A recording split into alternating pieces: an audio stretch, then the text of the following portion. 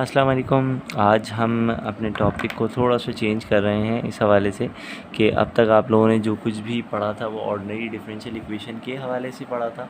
Ordinary differential equation की पहचान क्या थी कि आपके पास या तो डिपेंडेंट वेरिएबल की अगर हम बात करें तो डिपेंडेंट वेरिएबल भी एक ही था, और इंडिपेंडेंट वेरिएबल की बात करें तो वो भी आपके पास एक ही था। उसकी क्लासिफिकेशन में आपने लीनियर, होमोजीनियस, नॉन होमोजीनियस और जितनी भी क्लासिफिकेशन पढ़ी वो आपने first order, higher order, with constant coefficient, variable coefficient, ये सारी चीज़ें आप लोगों ने ऑर्डिनरी डिफरेंशियल इक्वेशन के हवाले से पढ़ी थी। अब हम क्या कर रहे हैं कि अब हम टॉपिक अब हमारा होगा solution of partial differential equation.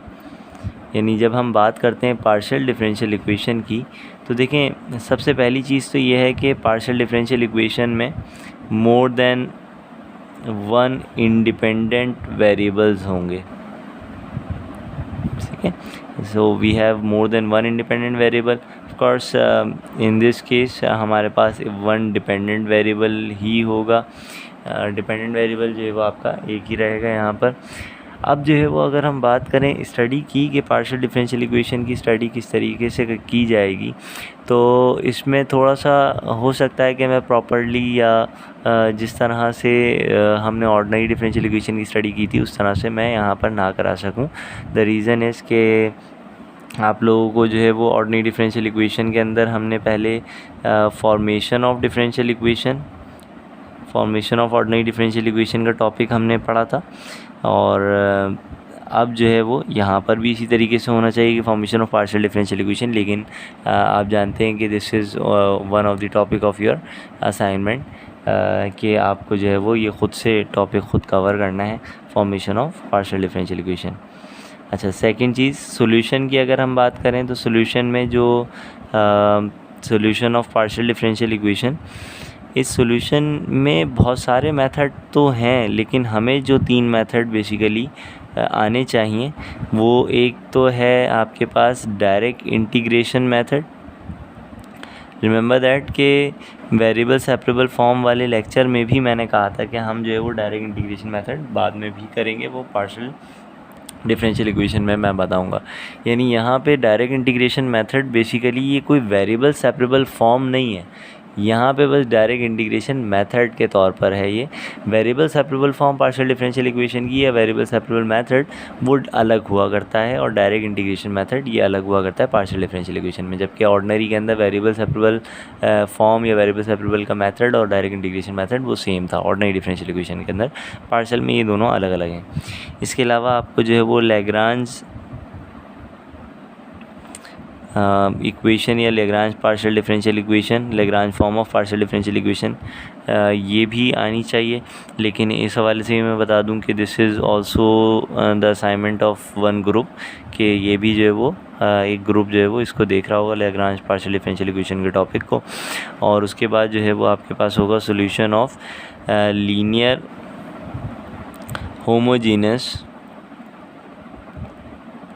Partial differential equation with constant coefficient. यानी ये टॉपिक जो है वो एक और है जो कि हमें कवर करना होगा। रिमेंबर दैट कि यहाँ classification of partial differential equation अभी तक मैंने डिस्क्राइब नहीं करी। यानी पार्शियल डिफरेंशियल इक्वेशन में लीनियर किस इक्वेशन को कहेंगे, नॉन लीनियर किसको कहेंगे, ये ऑर्डिनरी की तरह नहीं है। ठीक है, इसी तरीके से होमोजीनियस किसको कहेंगे और नॉन होमोजीनियस किसको कहेंगे, ये ऑर्डिनरी की तरह नहीं है। हाँ, ऑर्डिनरी में आपको होमोजीनियस फॉर्म अगर याद हो तो होमोजीनियस फॉर्म में जब आप वेरिएबल्स को x को xt से और y को yt से रिप्लेस करते थे, and you say that if the power of t is same then you will say this is one of the homogeneous form of the ordinary differential equation. Similarly in this partial differential equation, if the power of the if the order of the derivative in each and every term is same, then we can say कि this is the homogeneous partial differential equation। ठीक है, यहाँ पे इसका मतलब ये equal to zero वाली condition नहीं है। यानी इक्वल टू ज़ीरो वाली कंडीशन मतलब पार्शियल डिफरेंशियल इक्वेशन चाहे इक्वल टू ज़ीरो हो चाहे इक्वल टू ज़ीरो ना हो, किसी फंक्शन के इक्वल हो। ठीक है, दोनों जो है वो होमोजीनियस हो सकती हैं। यहाँ होमोजीनियस का मतलब ये है कि order of the differential equation, order of the partial differential equation are basically same in each and every term.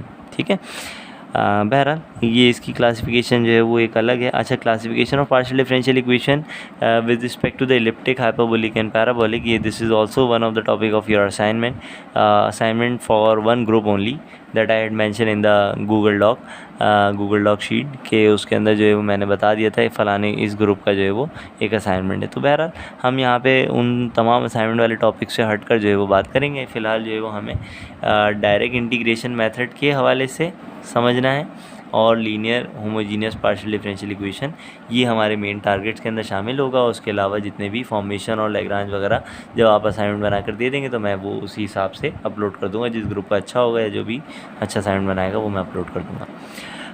बहरहाल डायरेक्ट इंटीग्रेशन मेथड से पहले अगर आप पार्शियल डिफरेंशियल इक्वेशन की फर्दर डेफिनेशन के ऊपर आएँ, जैसे ऑर्डिनरी डिफरेंशियल इक्वेशन की डेफिनेशन क्या थी आपके पास कि आपके पास एक डिपेंडेंट वेरिएबल हो, एक इंडिपेंडेंट वेरिएबल हो और डिफरेंशियल कोफिशिएंट हो उसके. ज़ाहिर है differential coefficient with respect to x independent variable ही हो. यहाँ पर जब हम ये कह रहे हैं कि we have more than one independent variable, that means we have for the sake of supposition if I say that your function is z is a function of x and y, that means I am saying that z is your dependent variable here and x and y are both the independent variables. ठीक है. मोर than one में सबसे minimum condition तो यही हो सकती है ना कि दो वेरिएबल जो है वो आपके दो वेरिएबल एटलीस्ट इंडिपेंडेंट वेरिएबल, सबसे सिंपल कंडीशन यही हो सकती है. अच्छा, for the book study you must remember that कि z is taken as the dependent variable and the x and y are taken as independent variable, यानी z को हमेशा डिपेंडेंट वेरिएबल के तौर पे ही लिया जाता है. फॉर द बुक स्टडी आपको बुक के अंदर आमतौर पे यही मिलेगा. ऑर्डिनरी डिफरेंशियल इक्वेशन के अंदर बुक स्टडी के लिए क्या था कि y जो है वो डिपेंडेंट वेरिएबल होगा और x जो है वो इंडिपेंडेंट वेरिएबल होगा. आप यही देखते थे हमेशा, जबकि डिफरेंशियल इक्वेशन दूसरी भी बन सकती थी, k और t के रिस्पेक्ट से भी बन सकती थी. आपने दूसरी इक्वेशन भी एप्लीकेशन के अंदर देखी थी. लेकिन यहाँ for the book study we are saying just कि you have the dependent variable z and independent variable x and y. Now that means कि this variable z can be differentiate partially with respect to x. Normally इस symbol को आप देखेंगे कि सब लोग पढ़ रहे होते हैं डावा, ठीक है, लेकिन जहाँ तक मैं जानता हूँ वहाँ मैंने किसी भी बुक के अंदर इस सिंबल का नाम जो है वो डावा नहीं पढ़ा. बहरहाल इसीलिए I always read it as partial derivative with respect to X of Z, partial derivative of Z with respect to X. ठीक है. Similarly you might have a partial derivative of Z with respect to Y, यानी ये दो condition आपके पास हो सकती हैं. तो यानी क्योंकि इंडिपेंडेंट वेरिएबल अब आपके एक्स और वाई है ना, तो दोनों के रिस्पेक्ट से आपके पार्शियल डेरिवेटिव्स हो सकते हैं, यानी फर्स्ट ऑर्डर में भी और हायर ऑर्डर के अंदर भी हो सकते हैं. तो इसका एक छोटा सा चार्ट है, अगर हम वो समझ लें तो स्टैंडर्ड वर्किंग की या स्टैंडर्ड वेरिएबल जो बुक के अंदर कंसीडर किए जाते हैं वो हमें समझ में आ जाएंगे. तो स्टैंडर्ड में अगर हम कहें z is your dependent variable for a function x and y where x and y are the independent variables, that means you can partially differentiate your z function with respect to x और you can partially differentiate your z function with respect to y. ठीक है ना, यही दो choice है हमारे पास. अगर यहाँ पे तीसरा वेरिएबल t होता तो हम t के रिस्पेक्ट से भी कर सकते थे, लेकिन for the book study I am again saying कि हमारे पास x and y are the independent variable and z is the dependent variable. Now you may again differentiate this partial derivative of z with respect to X. So with respect to X again करेंगे तो ज़ाहिर है x square ये आ जाएगा आपके पास. लेकिन अगर इसी चीज़ को आपने पार्शियली डिफरेंशिएट दोबारा किया, लेकिन पहले से एक्स के रिस्पेक्ट से हुआ है लेकिन अब आपने वाई के रिस्पेक्ट से कर दिया, ठीक है, तो ये कुछ आपके पास ये कुछ फॉर्मेशन बनेगी. यानी ये इस तरह है कि partial derivative with respect to X पहले से आपके पास मौजूद है और इसी को आपने अगेन डिफरेंशिएट कर दिया वाई के रिस्पेक्ट से, तो अब ये जो है वो आपके पास ये बन जाएगा. ठीक है. अच्छा, इसी तरीके से यहाँ पर भी दो चॉइसेस हैं. यहाँ पर दो चॉइसेस क्या हैं कि या तो आप पार्शियली डिफरेंशिएट करेंगे अपने z फंक्शन को with respect to y again, ठीक है, जैसे यहाँ है. यहाँ पर भी समझ लें कि एक दफ़ा डेरिवेटिव तो पहले से लिया हुआ था partial derivative of z with respect to x, but you take again a partial derivative with respect to x, so you will have second order partial derivative of z with respect to x. इसको read करने का style भी समझ लें कि this will be read as second order partial derivative of z with respect to x both. Similarly, this can be read as second order partial derivative of z with respect to x and y. ठीक है। इसे read करने का तरीका ये होगा कि second order partial derivative of z with respect to y both, and if I partially differentiate your z function again with respect to y, तो पहले से हुआ था, एंड अगेन x के रिस्पेक्ट से आपने पार्शियल डिफरेंशिएट कर दिया, तो इसको रीड करने का तरीका होगा that this is the second order partial derivative of z with respect to y and x, ठीक है। अच्छा, रिमेंबर दैट कि ये दोनों जो है वो इक्वल हुआ करते हैं, यानी पार्शियल डेरिवेटिव के अंदर ये इक्वल हुआ करते हैं। इट्स जस्ट लाइक कि अगर आपको एक पेज दिया जाए और इस पेज को अगर मैं कहूँ कि आपको टर्न करना है vertically and then you have to turn it by the horizontal line, तो अगर आप पहले वर्टिकली उसे जो है वो टर्न कर लें या फोल्ड कर लें, कुछ भी कह लें, वर्टिकली अगर हम फोल्ड करें और फिर हॉरिजॉन्टली फोल्ड करें तो आपके पास एक रिज़ल्ट आ जाएगा। एक पेज अगर इस तरह का ही पेज है तो आपके पास 4 रेक्टेंगल्स आ जाएंगे। अच्छा, यही काम अगर आप क्या करें कि एक दफ़ा अगर आप x के रिस्पेक्ट से फोल्ड कर लें और फिर उसके बाद y के रिस्पेक्ट से फोल्ड कर लें तो भी आपके पास रिज़ल्ट सेम आएगा। तो बहरहाल इसी तरीके से यहाँ पर ये दोनों सेम हुआ करते हैं, पार्शियल डेरिवेटिव दोनों के ये सेम हुआ करते हैं। अच्छा, इसको लिखने का स्टाइल तो वैसे ये है कि z is partially differentiated with respect to x, ठीक है। तो सब स्क्रिप्ट में आप जो है वो इस तरह से x लिखेंगे तो इसका मतलब ये होगा कि z जो है पार्शियली डिफरेंशिएट किया गया है x के रिस्पेक्ट से, और इसको लिखने का स्टाइल भी इसी तरीके से हो जाएगा, ये z with respect to y।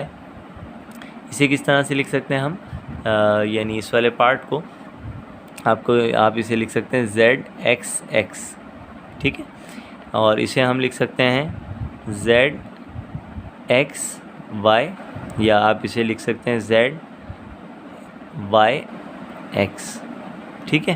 तो लिखने के स्टाइल से आप समझ जाइएगा कि x y का मतलब है फर्स्ट टाइम x से डिफरेंशिएट किया गया और सेकंड टाइम y से डिफरेंशिएट किया गया, और यहाँ पर जो है वो फर्स्ट टाइम y के रिस्पेक्ट से डिफरेंशिएट किया हुआ है और सेकंड टाइम x के रिस्पेक्ट से किया गया, लेकिन बहरहाल आप कैसे भी लिखेंगे इक्वली आएगा। अच्छा, ये जो है वो आप लिख सकते हैं z y y। अच्छा, लेकिन बुक के अंदर एक स्टैंडर्ड इसका कुछ नॉमेनक्लेचर है कि आप बुक के अंदर देखेंगे कि partial derivative of z with respect to x को आमतौर पे स्मॉल p से रिप्रेजेंट किया जाता है, और partial derivative with respect to z partial derivative of z with respect to y को आमतौर पे q से रिप्रेजेंट किया जाता है। इसी तरीके से इसे r से रिप्रेजेंट किया जाता है, इन दोनों को s से रिप्रेजेंट किया जाता है, और इसे t से रिप्रेजेंट किया जाता है। यानी अगर कहीं स्मॉल p लिखा हुआ है तो आप ये कहेंगे स्मॉल p जो है वो this is partial derivative of z with respect to x, small q लिखा हुआ है तो this is partial derivative of z with respect to y। अगर r लिखा हुआ है तो आप कहेंगे second order partial derivative of z with respect to x both.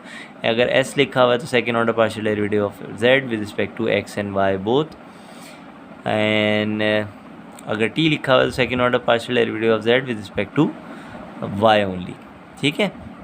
तो ये कुछ कंडीशन है जो कि आपके पास मौजूद है, नॉमेनक्लेचर है। बुक की स्टडी के लिए PQRST लिख दिया गया, कहीं और अगर कुछ और लिखा जाए ABCD लिख दिया जाए तो हमें भी उससे कोई एतराज़ नहीं होना चाहिए। बात यह है कि ये चीज़ अगर डिफ़ाइन है तो बहरहाल इसी तरीके से, अगर डिफ़ाइन नहीं है तो डिफ़ाइन क्वेश्चन के अंदर या कहीं पर भी किसी प्रॉब्लम के अंदर डिफ़ाइन कर दिया जाएगा कि कौन सा डेरिवेटिव किसके इक्वल है, किस सिंबल के इक्वल होगा, ठीक है। होपफुली कि ये चीज़ें जो है वो सिर्फ़ और सिर्फ मैं एक जिसे कहना चाहिए बेसिक बनाने के लिए जो है वो चीज़ें आपके ऊपर इम्प्लीमेंट कर रहा हूँ, मैं आपको लोगों को डिफ़ाइन कर रहा हूँ, लेकिन इसकी कोई इतनी ख़ास अहमियत या इसकी कोई बहुत ज़्यादा ख़ास ज़रूरत नहीं होगी। अब जैसे कि उसूलन तो मुझे formation of differential equation, partial differential equation का टॉपिक पढ़ाना चाहिए, लेकिन क्योंकि this is one of the assignment of one group, तो इसीलिए मैं फॉर्मेशन का टॉपिक स्किप करके directly solution of the partial differential equation की तरफ आ रहा हूँ। और solution of partial differential equation में जो फर्स्ट मेथड हमें पढ़ना है that is direct integration method. तो डायरेक्ट इंटीग्रेशन मेथड के अंदर डायरेक्ट इंटीग्रेशन मेथड के अंदर एक तो ये चीज़ है कि देखें इसकी फॉर्म क्या होगी, जिस तरह हम पढ़ते हुए आ रहे थे फर्स्ट ऑर्डर डिफरेंशियल इक्वेशन के अंदर भी और हायर ऑर्डर डिफरेंशियल इक्वेशन के अंदर भी, तो बिल्कुल उसी तरीके से इसकी फॉर्म क्या होगी कि जो डेरिवेटिव है ना, यानी पार्शियल डेरिवेटिव्स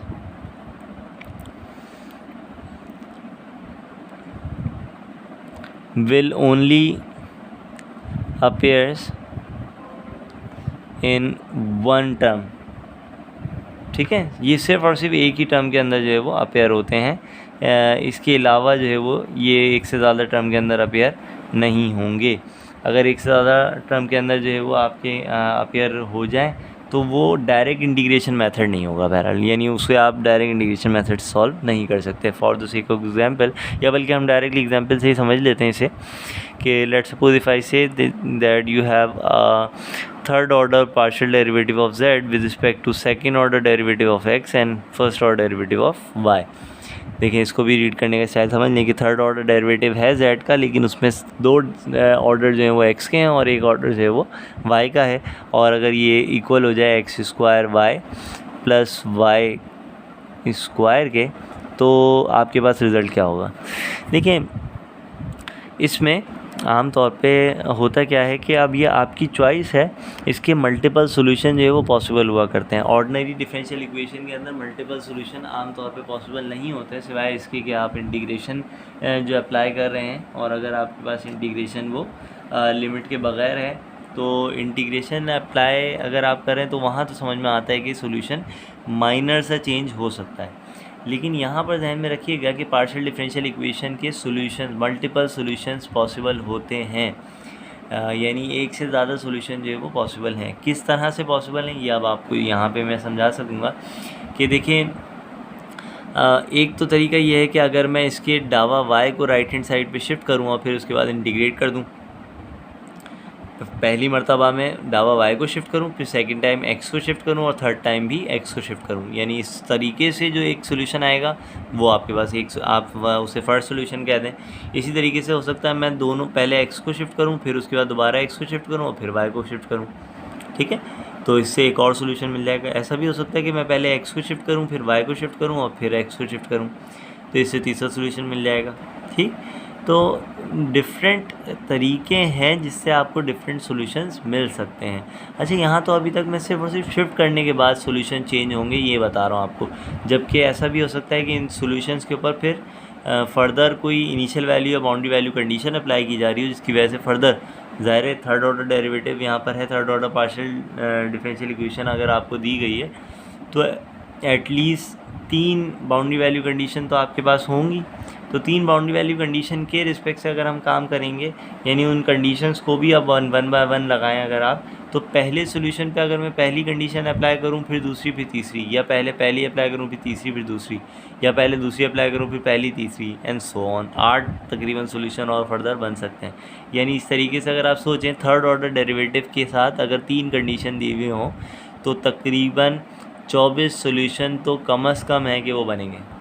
ठीक है, पहले सोल्यूशन के ऊपर 3 कंडीशन अप्लाई होंगी तो 2⁻³ अगर आप कर लें तो उससे उसकी कंडीशन पता लग जाएंगी कि उसकी पॉसिबिलिटीज़ कितनी होंगी, और इसी तरीके से 8 करके पॉसिबिलिटीज़ 24 एटलीस्ट सोल्यूशन जो है वो पॉसिबल होंगे।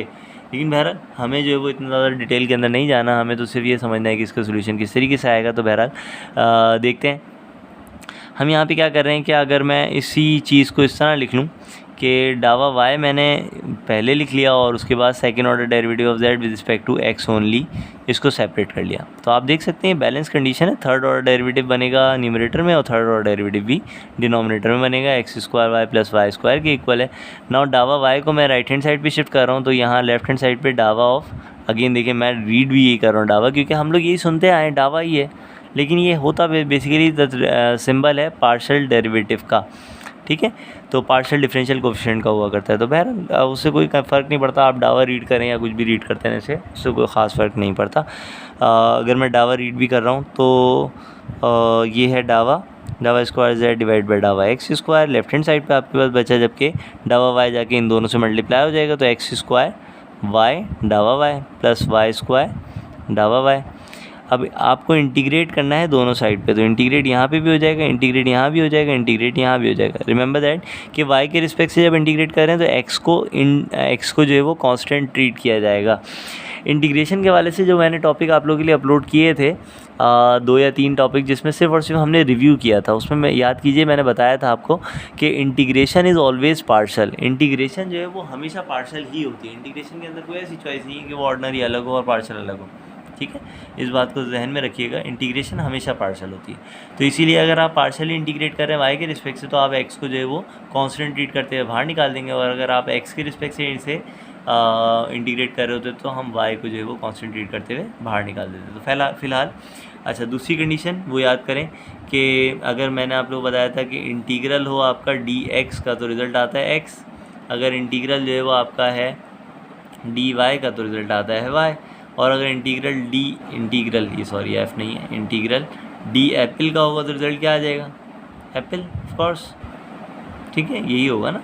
तो बिल्कुल उसी तरीके से यहाँ पर रिज़ल्ट क्या आने वाला है लेफ्ट हैंड साइड पे, अगर आप कंसिडर करें इसके रिज़ल्ट को तो ये हो जाएगा सिर्फ और सिर्फ integral second order derivative of z with respect to x। On the right hand side you will have x square y square divided by 2 plus y cube divided by 3 plus c1, ठीक है। अच्छा, ध्यान में रखिएगा मैंने वहाँ पर कहा था आप लोगों को कि एटलीस्ट 24 सोल्यूशन पॉसिबल होंगे, जबकि 24 से ज़्यादा भी हो सकता है। कैसे ज़्यादा होंगे मैं आगे बताते चले आऊँगा आहिस्ता आहिस्ता, लेकिन बहरहाल फ़िलहाल मैंने कहा कि कांस्टेंट ऑफ इंटीग्रेशन c1 आ गया। अच्छा, इसी तरीके से अब मैं क्या कर रहा हूँ कि इसे स्प्लिट कर दें, एक x को स्प्लिट कर दिया, एक x जो है वो हमने अभी भी पार्शियल डेरिवेटिव ऑफ z के साथ लिख दिया। तो होगा क्या कि नेक्स्ट टाइम मैं इस तरह से स्प्लिट करके शो नहीं करूँगा, डायरेक्टली जो है वो शिफ्ट कर दूँगा राइट हैंड साइड पर। तो डावा एक्स को जब आप शिफ्ट करेंगे तो डावा एक्स को शिफ्ट करने के बाद इंटीग्रेट भी कर लें डायरेक्टली, तो लेफ्ट हैंड साइड पर रह जाएगा सिर्फ और सिर्फ ये चीज़। चलें इसको थोड़ा सा एक पहली एग्जांपल है इसलिए जो है वो कंप्लीट कर लेते हैं एक स्टेप इसका। तो देखिए, जब आप डावा एक्स को शिफ्ट करेंगे और आपको मालूम है कि आपको इंटीग्रेट करना है एक्स के रिस्पेक्ट से, तो Y square divide by 2 will be treated as constant, so it will be taken or right after or before the integral part, so outside the integral part। तो हमने जो है वो क्या किया कि इस पूरे कांस्टेंट को इंटीग्रल पार्ट से बाहर लिख दिया, क्योंकि हम एक्स के रिस्पेक्ट से इंटीग्रेट करने जा रहे हैं, ठीक है। हमने क्या किया, एक डावा एक्स को राइट हैंड साइड पे शिफ्ट करके तीनों टर्म से मल्टीप्लाई किया और उसके बाद इंटीग्रेट कर दिया on both side. On the left hand side you will have डावा z डिवाइड बाई डावा x only, and on the right hand side you will have y square into x cube divide by 3 भी आएगा x cube का, और 3 2 से multiply होकर 6 हो जाएगा, प्लस y क्यूब x यहाँ पर आ जाएगा और डिवाइड में कुछ भी नहीं होगा, 1 ही होगा, ज़ाहिर है डिवाइड में 3 रहेगा, plus c1 x plus c2 is the constant of integration of this integral. ये आ गया रिजल्ट आपके पास एक। अब क्या करेंगे आप, डावा एक्स को इन तीनों चारों टर्म्स के जो है वो राइट हैंड साइड पे शिफ्ट कर देंगे और फिर उसके बाद इंटीग्रेट कर देंगे, तो z का रिजल्ट आ जाएगा। बेसिकली डिपेंडेंट वेरिएबल की वैल्यू इवैल्यूएट कर लेना या उसका इंटीग्रल कर्व किस तरह दिखता है ये इवैल्यूएट कर लेना, वो फाइनल सोल्यूशन हुआ करता है। या आप ये कह लें कि जहाँ पर डेरिवेटिव या डिफरेंशियल ऑपरेटर जहाँ ख़त्म हो जाएंगे वो फाइनल सोल्यूशन हुआ करता है।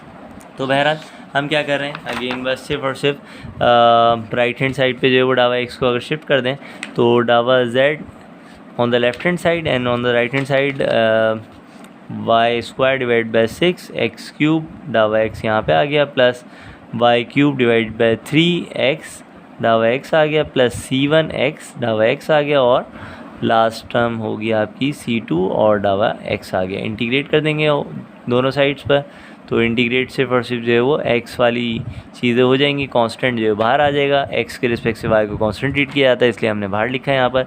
On the left hand side you will have z that will be equal to y square into X power 4 divided by, क्योंकि इसके नीचे भी 4 आएगा और 4 6 से मल्टीप्लाई होकर 24 हो जाएगा, plus y cube x square divided by 6, क्योंकि एक्स स्क्वायर डिवाइड बाई 2 होगा तो 3 से मल्टीप्लाई होकर 6 हो जाएगा, plus c1 x square divide by 2 plus c2 x plus c3।